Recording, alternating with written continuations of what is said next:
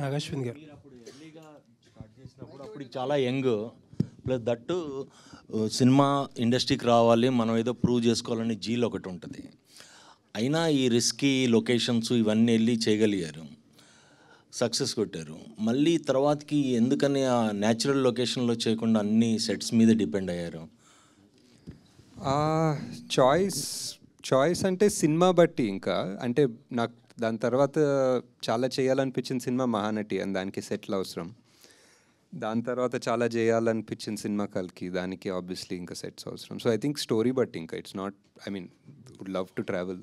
అంటే న్యాచురాలిటీకి మీరు అప్పుడు చేసిన దానికన్నా గ్రాఫిక్స్లో వీటిలో సెట్లో చేసిన దానికి అంటే స్టోరీ ఫీల్ అయింది అంటే స్టోరీ డెఫినెట్లీ. ఇప్పుడు దీనికి స్టోరీ అండ్ ఆల్సో అప్పుడు మీరు చెప్పినట్టు చాలా యంగ్. సో అప్పుడు నేను మా టీము నాని పదండి ఇప్పుడు హిమాలయాలకు వెళ్దామంటే అందరూ యా అన్నారు. ఇప్పుడు నానికి వెళ్దామంటే ఇప్పుడు చాలా డౌట్లు ఉంటాయి, ఇప్పుడు ఒప్పుకోరేమో. సో థింక్ ఆ youth also was a big factor.